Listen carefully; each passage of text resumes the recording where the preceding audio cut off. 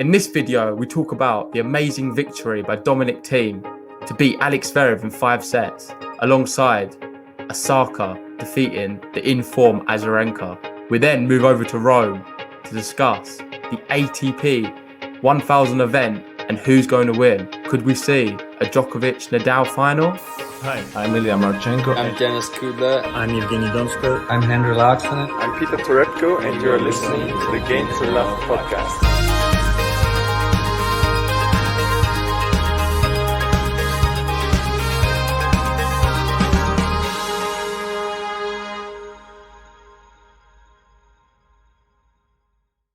So we were up late last night for quite a comeback from Dominic Thiem. He really kept us on the edge of our seats, and we thought it had all fallen away. All that hard work that he put in those whole 2 weeks of play, and he looked like to be tumbling out 2 sets down to Alex Zverev.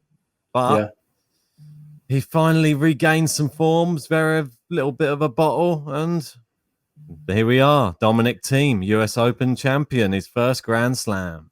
Well, it looked like at one point none of them wanted to win it. They both had that element of nervousness and bottling involved. Both serving out for the match. Neither of them could take it. Ended up going to a tie-break in which it was a bit shaky, to say the least. But Dominic Thiem come out on top. And we expected Dominic Thiem to win going into the match. We both predicted 3-0 wins. We couldn't have been more wrong than that. But I'm really happy for him. He looked over the moon. He's got that monkey off his back now. And hopefully we're going to see a new, revitalized, confident Dominic Thiem going forwards. And this could be the first of many slams for him. Well, you hope now that he is eventually going to get that nervousness out of his game and the tightening up. I mean, it's natural to have a little bit of a slump, but it was a very exaggerated slump that he went through in the final yesterday.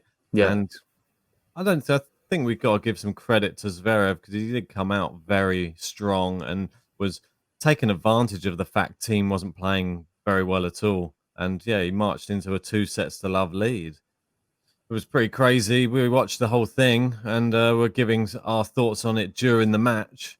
And there just seemed to be some real key things that were just going wrong for him in those first 2 sets, which was that backhand wasn't firing at all. He didn't seem to know what shot selection to really go with against. His serving was poor, double faults galore, and it was just not the Dominic Thiem we was expecting to see in a final. No, and well, the running theme, as we know from the final, was he was losing the first point of nearly every service game, which is sort of unheard of for him throughout this tournament. Love 15 Dominic Thiem became the running theme for our live stream. Sorry for that little bit of a rap there. And just on the subject of the live stream, I just want to give a big thank you to everyone who's joined us. We've gained quite a few new subscribers as well. So welcome to the channel if you're new here. We're going to be posting a lot of content like this, so join us on our journey. And thanks for watching and all the comments as well. It was really good to interact with you guys. It made it a bit more enjoyable for us. I know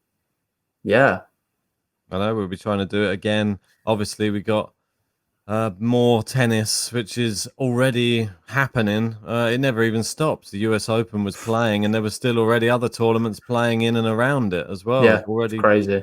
People were going out of the US Open. They're already in another tournament within a day, which was pretty crazy to see, but great to see as well, because we want to see players playing as much tennis as possible during, the fact that we've had all this time off. They deserve to be on the courts now for as long as they want. And we're going to get to see some incredible tennis in this week, especially. We've got obviously the Rome Masters. We're back onto the clay. And some of the big hitters are back, 2 of the big 3. And we'll be discussing that in a bit more detail. Once we've got over the US Open winners. Yeah, and just one thing I want to say about the whole Thiem win. It's the first time someone born in the 90s has won a Grand Slam. Wow. It's taken a while, but it's happened. And I don't know. It just didn't look likely at one point, did it? I really was worried for Dominic Thiem, especially with that statistic that no one's ever come back from 2 sets down in a Grand Slam. Dominic Thiem just broke that record. There you go. It was really impressive. Showed a lot of fight, but both of us are so nervy. I'm seeing a lot of negativity online actually, and I was trying to, in the stream not to be too negative. Everyone's always comparing tennis now to what it's like with the big three. Yeah, we're going to see a few games. We're going to see matches like this post the big three, because they're not used to it. They're not used to being in situations like this, finals, winning these matches. So it's going to take some time getting used to, for sure. I just don't think we should be too harsh on the guys. It's enough hard to be out there. I can guarantee you that. And I think we still saw a good spectacle. And the level of tennis was relatively high throughout the match. There was just a few weak elbows and weak arms at times where players just didn't want to make them big shots and were playing a bit nervy. Yeah, for sure. And the serving was really good from Zverev at times, but really terrible at times. So it's been sort of the same thing all the way through the tournament for him. He's making some weird decisions. It's a running joke, isn't it? His second serve now, and he just doesn't want to be known for that. And he was just serving first serves as second serves just to try and get himself out of trouble, because the second serve just was not looking good at all. He's not putting anything on it, just getting it in, really. And you can't really have that. If you're at the top level of the game, you've got to have a little bit more. I mean, that was always something that Murray struggled with a little bit, that poor second serve. And it didn't normally have enough on it. There was not enough power behind it, or it didn't have enough spin on it, or it was easy to attack. And I think that was where teams really started to come into the match, was when I think he was winning. He was winning off of his second serve. That was a crazy statistic, wasn't it? Yeah. In one of the sets, he won 100% off his own second serve, which Zverev wasn't hitting the ball well. It's like polar opposite, wasn't it? So I don't know what was going on. The game was so up and down, and I just thought, all in all, the right persons won the tournament. And from the performances, from their whole body of work over the whole 2 weeks, it was a little bit messy getting it over line, but we sort of should have seen it coming, really. Dominic Thiem's been like this in the past, but we just assumed that he'd got over it. He hasn't yet. Dominic Thiem, he tweeted after the match, he was saying, if I was ever going to win a Grand Slam, it was going to be in that way. He kind of knew it as well. It was quite funny, to be fair, and it's good of him to admit it. That just sums up his career, really. There's a lot of ups and downs, but in the end, he turned out and ended up victorious. And moving on to the other final now. Yeah. Well, I think we both agree that was probably, I don't want to say more of an entertaining game, but we just thought it was more of a commanding performance from the victor, Naomi Osaka. Yeah, she really showed a lot of steel there, especially after that first set. And then we saw her take the occasion, and she managed to win them next 2 sets with I wouldn't say ease, but with a lot of authority. Yeah, I mean, Azarenka, credit to her for having such a great tournament, and I didn't really expect it either. She was my outsider. I didn't expect her to go all the way. No, I didn't at all. Get to the final, and just think that she's back to her best. And for Osaka to come out and beat her in the style that she did after losing that first set, it just speaks volumes about Osaka, and she just shows that she's got a lot of fight in her. And I think that's why people warm to her so much. She's got the power, but she's got the power to beat anybody on the tour.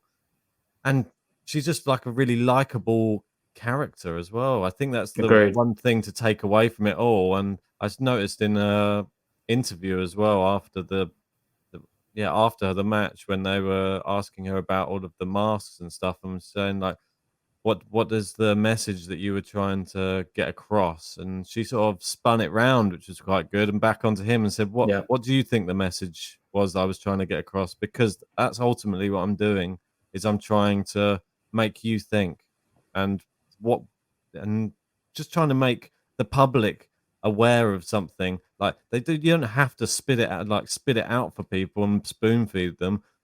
They can work out what's going on themselves from this. She doesn't have to say anything. I think she did all of her talking on the court, really, and that's what she should have done. And I think it was, like you say, it was a very powerful message, and it definitely resonated with a lot of people. I was watching some of the families of the victims, the names who were on Osaka's mask, and it was just really powerful, kind of emotional stuff, hearing them talk about the impact it's had, cheering on Osaka, obviously. and just sort of praising her for obviously her mental strength and ability to use a platform which she's got to spread a positive voice and try and influence change. And hopefully we can see some more change. It's all good steps in the right direction. And Naomi Osaka, which running out of superlatives for her right now. She's amazing on the court and amazing off the court. So just a credit to the game, really. Yeah, I couldn't agree more. And just be exciting to see if she can continue the good form. And if she can do that, we could see her at world number 1 at some time soon if she can continue to be consistent. It's the one thing she's always lacked is consistency. She changes that in her game. Yeah, we're in for a treat because she could be a one to stick around for a long time to come. So we could be seeing more than just these 3 Grand Slams from her. Well, and with that, let's move on to the next tennis tournament. With that, you can already see from my background, I'm already on the clay. Yeah, and I'll change this one as well. And here we go, Ben. Yeah, so we've got the Rome Masters that's kicking off. We've got qualification and first round all playing at the same time.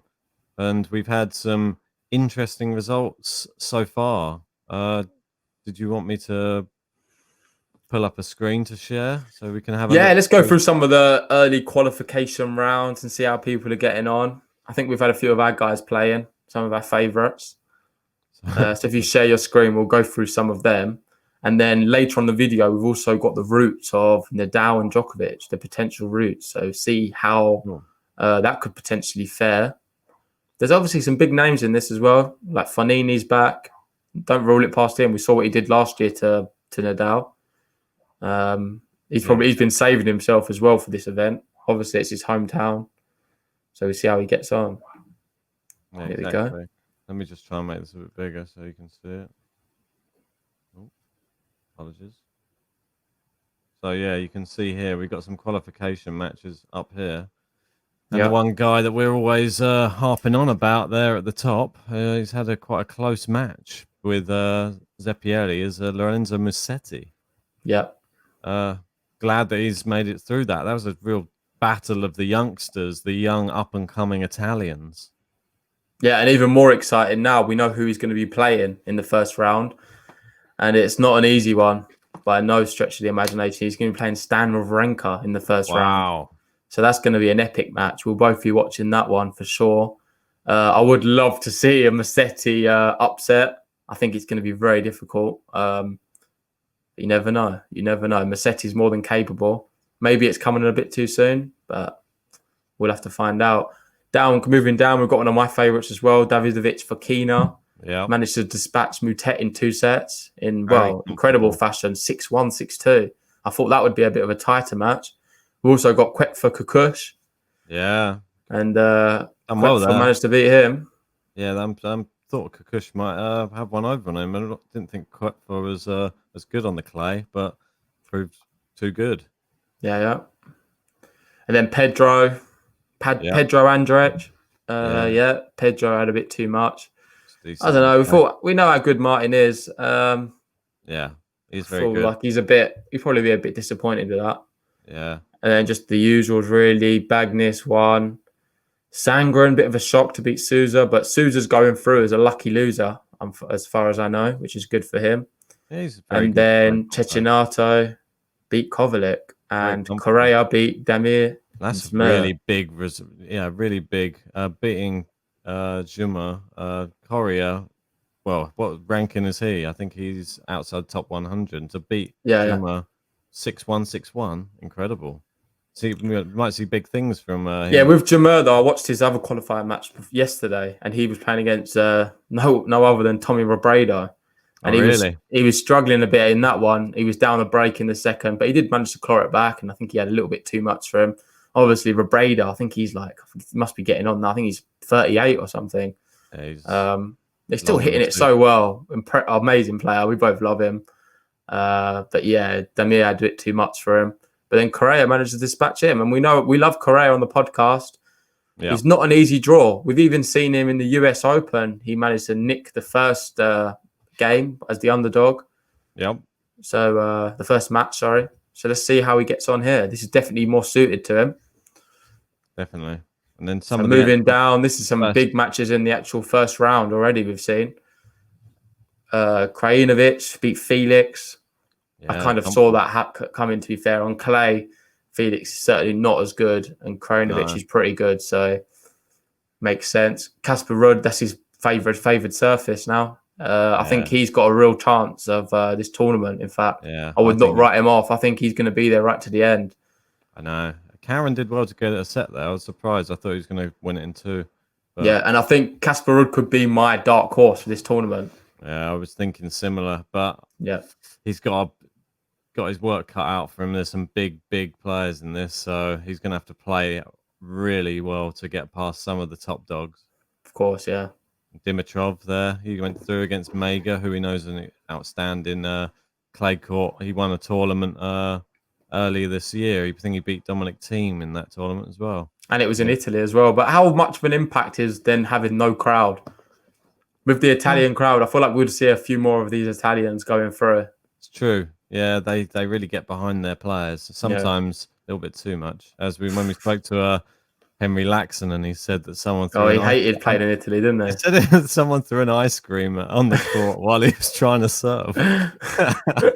I know, funny. Oh, This is a Marin, good one. Silic, Bublik. Bublik, yeah. he had a few underarm serves in that match. I don't know if you saw it. I He did loved tweet it it. out. I He loves tweeted it. earlier, Public. Ben would love this. Yeah, we love an underarm. Well, I love an underarm serve. He And actually boy, won the point on the underarm serve, but it wasn't enough in the end, and Silic come back. bit shocked on that next result. Chorich has beaten Garin straight Yeah. sets. Well, Chorich is on form, man. He's playing some ridiculous stuff at the moment. I did fancy Garin to win that tie, but Chorich, I Yeah, don't know. He just keeps amazing me. I keep writing him off. maybe He keep for me. He's like that player with so much expectations, and then he just doesn't really live up to the bill. And he's just not the most exciting player to watch, in my opinion. There's a lot of fans for him out in the world, so don't attack me, anyone. But he's just not the most exciting player for me personally. But yeah, he's done it again. I think I need to start rating the guy a bit more.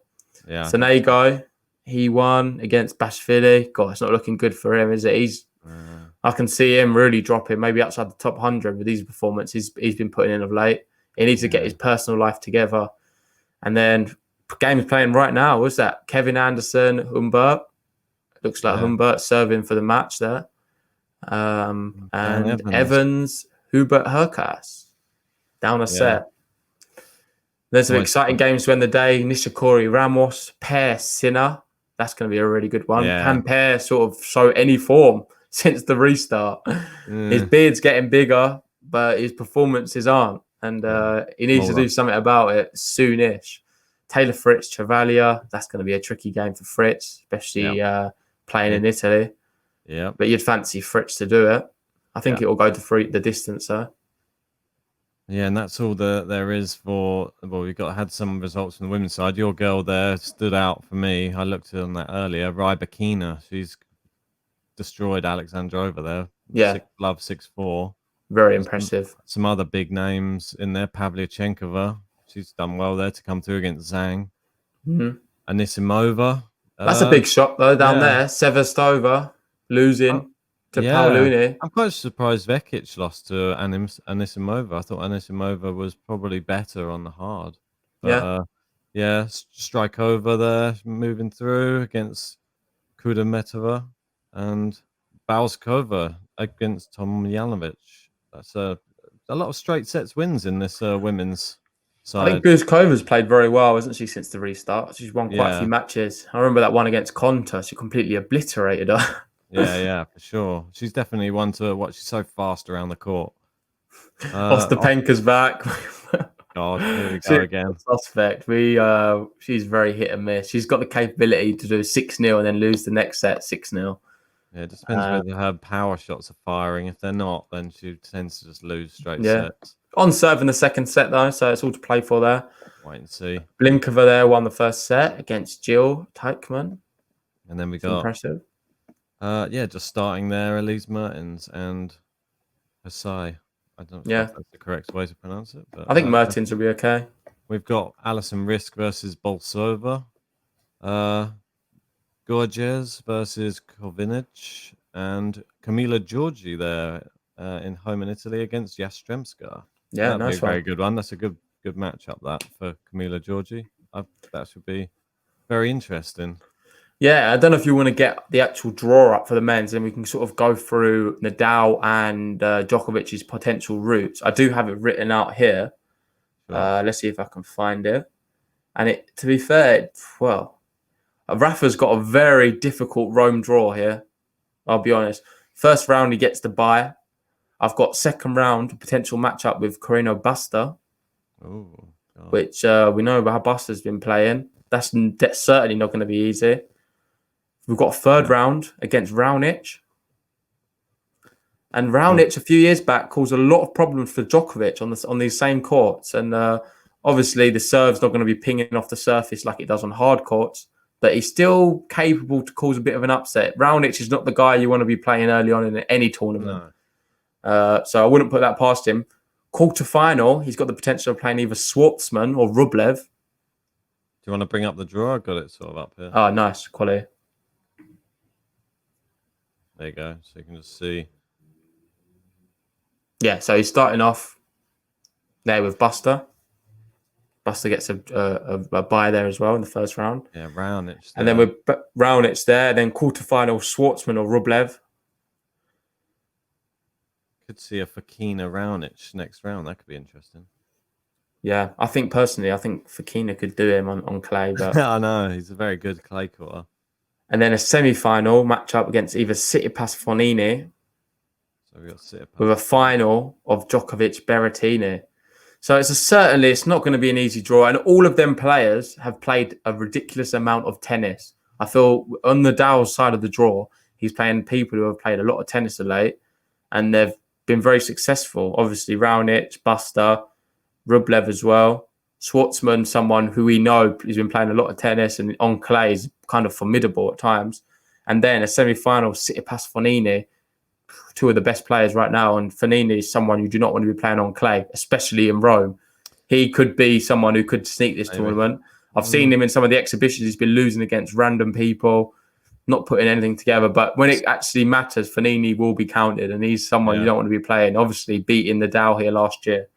He had a bad loss in his last match against the guy who it was in the ATP. I believe he was in the Kitzbühel one in Austria, and he came up against Huesler, the youngster, I believe, who took out Rusevori in the first round. I saw that. Yeah, but he lost to him as well. I think it was straight sets as well.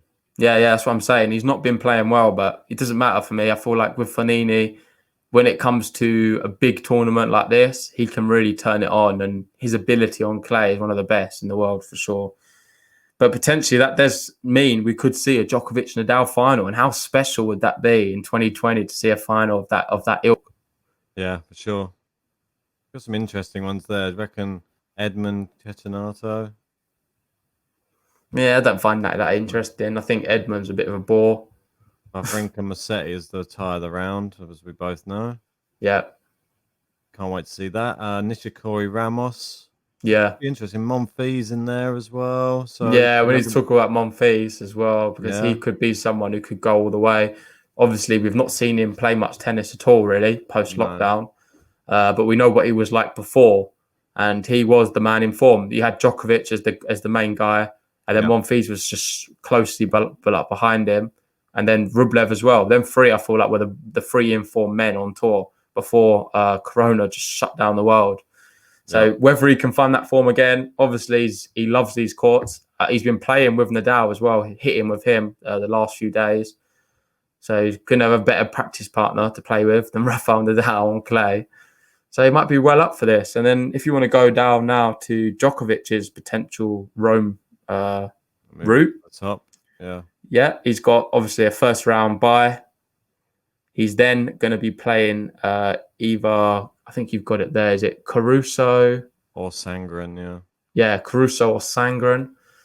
That's a tricky game. I fancy I fancy Caruso purely because he's Italian. It's on clay. Sangren, I've not really seen much of him on clay ever, I must admit. Done all right, though. It's in his first qualifying match. So. Yeah, he beat João Sousa, didn't he? Yeah, so it's impressive. Wait and see. Yeah, so it could be interesting. We could see another Djokovic Sangarum, but this time on clay as well. Yeah, I've then got for the third round, possibly Krajinovic. Krajinovic, most Yeah, likely. and then A quarter-final. This is a big one now. Monfils or Wawrinka in the quarter-final. That's a mouth-watering match, which or means Massetti. or No, Musetti, but come on, we'd I fancy know. Wawrinka to be beating Musetti. And I don't know. It would be interesting. Who do you think would win out of a Monfils Wawrinka match? Because I think that's a really hard one to call. I think it really depends how Wawrinka, we've not I'd say. seen Monfils, have we, for a while? No, I would probably go with Wawrinka. He's done his warm ups in, where was it, in Prague, and he's been playing the clay. I would fancy him. I haven't seen Monfils do anything yet, so on clay. So that would be my reason. Yeah. So, and he looked Yeah, but pretty one good thing on to add, clay. Ben, that's only challengers. Remember, this is the big Yeah, boy yeah, league but now. it's still And for it's me, still I think a I don't know. I surface. think Monfils is a bit younger, isn't he? He's just a bit more fresher. I feel. I think he will be. I think he'll dispatch Wawrinka in this tournament. Ooh. Yeah, so that would set up Gets that another big. really Gotta big get match. past Massetti first. So Yeah, that's true. And then Monfils potentially playing against Djokovic. Well, we know the record between the two. We was discussing it earlier on in the year, how he's never beaten Djokovic. He's had so many opportunities. He wouldn't have come any closer than the last one. I think he had match points, didn't he, against Djokovic? yeah. Yeah, and he just wasn't able to take them. So that's going to be in the back of his mind there. And then potentially we've got a semi-final of Berrettini Goffin, either of them two. Yeah. With a final, obviously, Nadal Tsitsipas. That's what I've got written down anyway. Yeah, I mean it makes sense, doesn't it? But it'd be Yeah. interesting to see how Tsitsipas comes back after that monumental defeat. So if he Well, can come back we put a podcast out, didn't we? Will Tsitsipas ever recover? And there's no better time to find out whether he's going to recover is right now. And he's on a different surface. How are all the players playing in the US Open going to adapt to going from the hard courts straight to a clay court thing? That's another interesting dynamic as well. There's a lot of players already, like say Fognini, Wawrinka, obviously Nadal. They've just been playing on clay since they've come back. They've not done any hard courts. Will that be an advantage for them playing on the on clay courts, or even some of these clay court specialists like Musetti? Well, some person that you've ruled out there and haven't even mentioned, Diego Schwartzman. He's going to be in the draw here. He's probably going to be looking to do a bit better than he did at the US Open. We're going out in 5 to Norrie. So he could be up against maybe Millman or Souza in the next round. And then he could be up against potentially Rublev maybe, or Hurkacz. And maybe a Schwartzman could beat Rublev on clay. Yeah, and I think obviously so. I feel like Schwartzman, Casper Ruud, they're very seasoned players to the clay courts, and they could be there right to the end, and they're not going to be easy matches by any means. No. I still feel like the final everyone wants to see is going to be Nadal Djokovic. That would be epic. Whether we get one or not, we'll have to wait and see. Yeah. But like I was saying earlier, the whole prospect of these players coming from the US Open, moving on to the clay, that is going to be a bit of a tricky transition to make. It's never happened really before, to be playing a big slam and then a Masters and then another slam on clay. It's crazy times we're living in. Can the players respond? We'll have to find out. Will it favour people like Wawrinka, Fognini, Nadal, all the other clay court specialists who've been playing on clay for this whole time? Are they at an advantage to the likes of Thiem, who's going to be coming into the Roland Garros? Obviously, looking at Rome right now, you've got all them guys who are playing in US Open, moving over. We've seen how Felix responded to it. Wasn't the most encouraging from him. Didn't look like he had a very good match at all. No. Let's just see if some of the other big guys, Djokovic, how's he going to deal with it? That's going to be a really interesting test. And we'll see what happens. Indeed. Let's hope that the line judges stay out of the way of his balls, so to speak. Yeah, for sure. But anyway, we'll wrap it up there. We've been talking for a while. Thanks, guys, for listening. Make sure you comment, like, and subscribe. And we'll see you on the next one. Peace. Indeed.